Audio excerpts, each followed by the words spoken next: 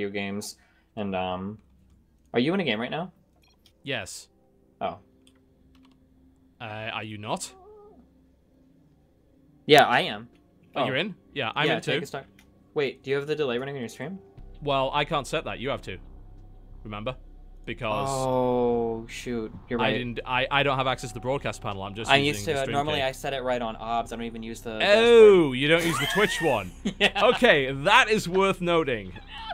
Okay, all after this game, we might want to do that. Yeah. Oh, obviously, because we're talking to chat in almost real time. I didn't even stop to think. Oh boy, I should have been checking my Sky images too. Whoops. All right. Anyway, whatever. What a day. Yes, quite. All right, shall I introduce the players, or should we continue talking about sponsors and then we'll introduce the players? Yeah, we'll do it after. We'll do it after, because we know the players, right? Yeah. There's the Video Games Photo Network.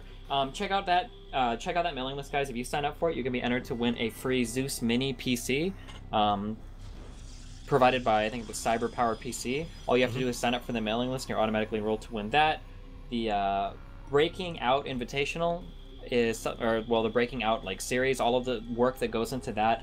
Basically, it's a format that introduces like up and coming North American players. That's hosted by Fear Dragon. All of the relevant information is posted on that link as well. Check that out. One of the players that he highlighted was Hendralus, who's now a pretty well known player. I think most people know Hendralus. Absolutely. Yeah. So he does a lot of cool stuff there with the tournament stuff that he runs. And I think most of that is NA exclusive, which some NA people really like. So check that out. And then the final guy is Let's Kung Fu. He contacted me about supporting the tournament, which was awesome. He does a lot of he does show matches, interviews. He's got a lot of YouTube videos that he posts. Make sure you check out his Facebook page, which I believe is what the link links to.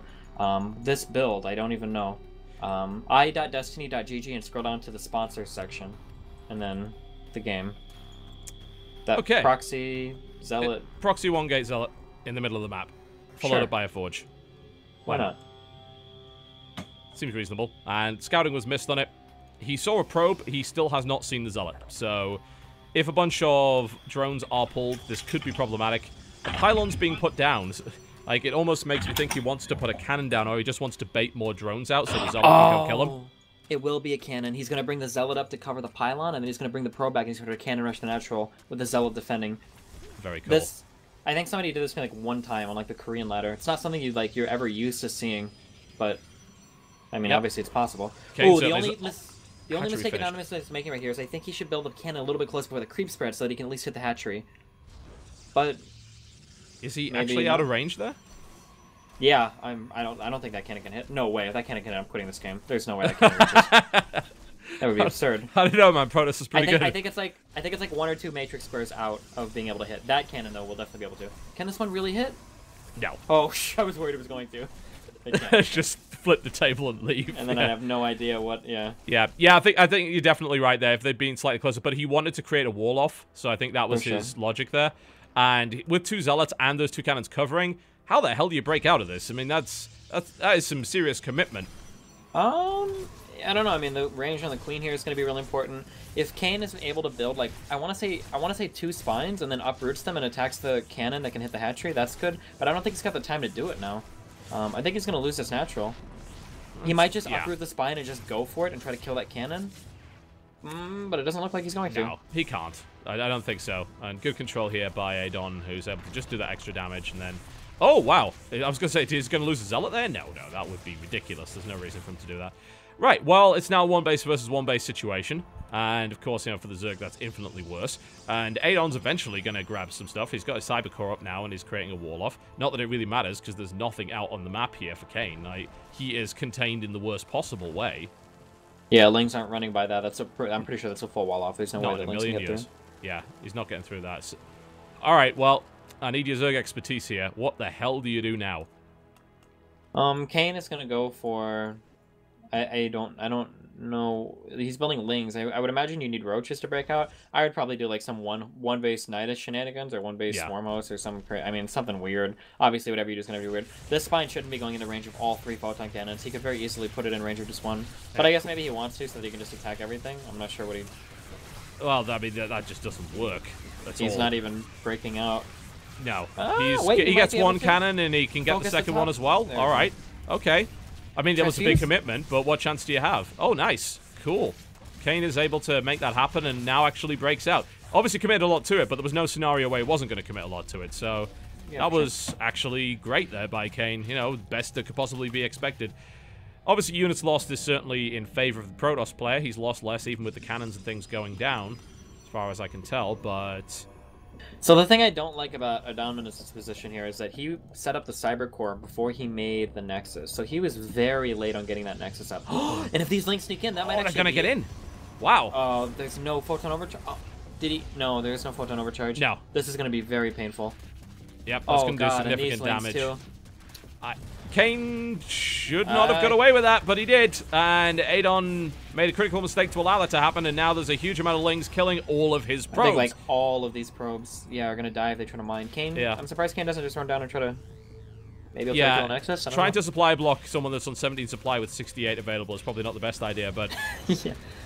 He wants to kill the Nexus. He might be able to. Control's good here from Kane. For sure. Very nice. Like it a lot. Yep. And Adon realizes what's happening. It's like, oh, screw that. I'm going to move above it. But Kane should still have the damage to kill this. Even with no micro, he almost would have been able to do it. I mean, this... Oh, the probes are here, though, so that might be a save. 65-30. Yeah! Down it goes. Very cool. All right, well, Kane gets the Nexus there, which is crippling. Oh, God, Kane... It's a little bit greedy, but steps out and just takes the third. I almost think Kane could do like a two-base Roach play or two-base Roach Hydra and just close it. You don't often see two-base Roach play, but like in a scenario like this, I think it's perfect. Yeah, it's pretty weird, so I know you should do that. Especially seeing the star get up. I don't think there's any way Protoss could defend it being only on one base here. I never like playing two bases ahead of an opponent unless you're getting to like really late game, because I feel like you just open yourself up to a lot of risk there. Unless, obviously, you're going to where it's like 6 bases to 4 or something, or maybe like 5 bases to 3. But when you're talking like 3 bases to just 1 base, I feel like you could probably beat a 1 base Protoss with 2 base, so taking the third only opens yourself up to a lot of risk. Yeah, but I agree. I mean, he's probably safe anyway. I mean, almost no matter what he does. That was a really good attack. A lot of probes murdered. 11 workers killed. Only 20 probes on field right now. 35 drones, 36 drones in play for... dead main, I mean, which is not what you usually see in that situation. It's like, oh, he's attacking the Matchel. No, he killed the main. There's basically 2 extractors and a pylon sitting in the main base, and then you've got that natural, which is well walled off at the moment, but it's vulnerable to all sorts of things. Like, Muta play would absolutely gut that. It's a great position for Mutas to attack into, and it's going to be a Hydra bust, though, by the looks of it. Either that or he's just... Nah, I guess he's just building Hydras just to secure against the Stargate. Assuming he even needs to. I mean, he's got 3 queens. He doesn't want to build any spores. I suppose he just wants fighting units. Fieldlings are going to run in and scout this entrance. Oh, I try to right-click in and they keep running back, but he will see that it's completely walled off. Yep. There's no getting in there. Adon, is there an Oracle at Kane's base? Yeah. It just killed a queen. Straight up in a straight-up fight, but there are now Hydras, and the Oracle now died. Which shouldn't really happen because those are slow, unranged Hydras off creep. But it happened anyway.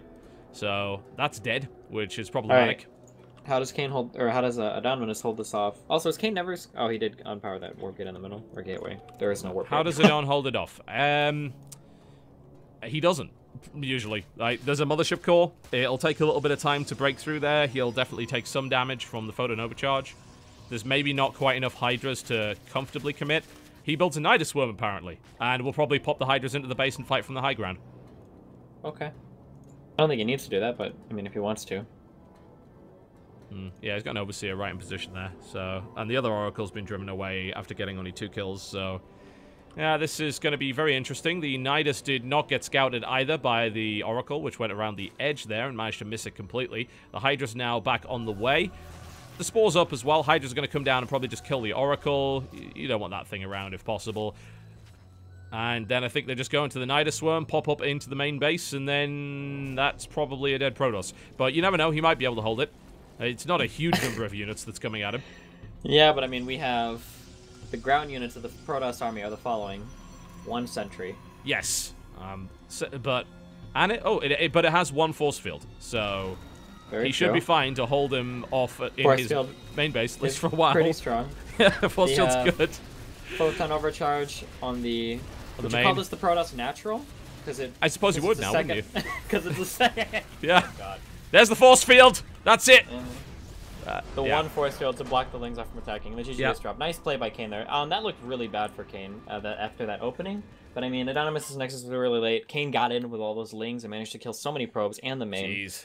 Yeah. I mean, Kane looks like he's on another level to Adom at the moment, which is... It's predictable, I suppose. You know, Kane is a very accomplished player. Definitely one of the best NMrUUGs. No doubt about that.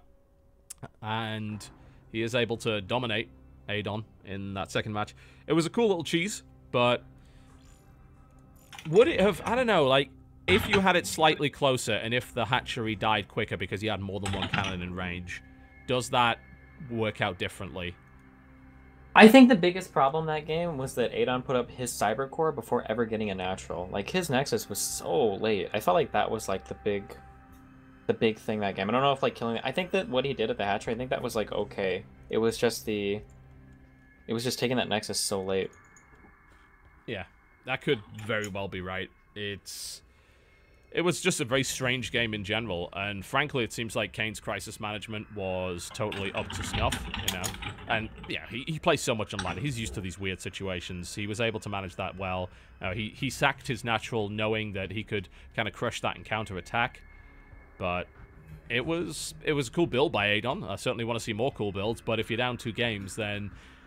Do you want to play standard against Kane? I mean, is Kane just going to shred you if you do that? I wouldn't want to. Kane is a really, really solid player. He's a very good player. And playing standard PvZ against Zerg, I don't know what happened. Protoss had so many different builds to use in the mid game, but now I don't see as many Protoss as using like a wide variety of like all-ins or pressure builds anymore. If you let Zerg just take like 3 hatches like right off the bat and just drone up, I don't think Protoss can like win those games ever. Zerg is just so strong now in like the mid late game against Protosses that just let the Zerg like drone up and do everything they want. Zergs have gotten so much better with their Viper control. They're using Swarm Hosts more. I don't know. I don't like a Protoss position in the mid game if they just let the Zerg do everything, you know? Especially if there's a skill mismatch, which, based on the results that we saw in this tournament, they kind of shouldn't be, but we know Kane is very, very good, and we don't know a huge amount about Adon, so we don't know how consistent he is, and he's looking a bit shaky. And let's be honest, this is, I believe, the furthest he's got in any tournament, really, that's had any kind of real competition in it. Do we want to restart the stream real fast? Oh, yes, let's do that, and we'll get the delay on. So you'll have to do it on your Twitch broadcaster end. Yeah, I already said it. Yeah. Cool, you did? Okay, I'm going to restart the stream. So, guys, please do not worry. The stream is going to drop probably for about 2 minutes because we need to kick the delay in. We don't expect any of these guys are cheating, but we just want to make absolutely sure that that's not happening. So we will be disconnecting for about 2 minutes. Then we'll be back to bring you Game 3 of Adon versus Kane, as Kane leads 2 games to 0 in the Destiny 1 round of 8.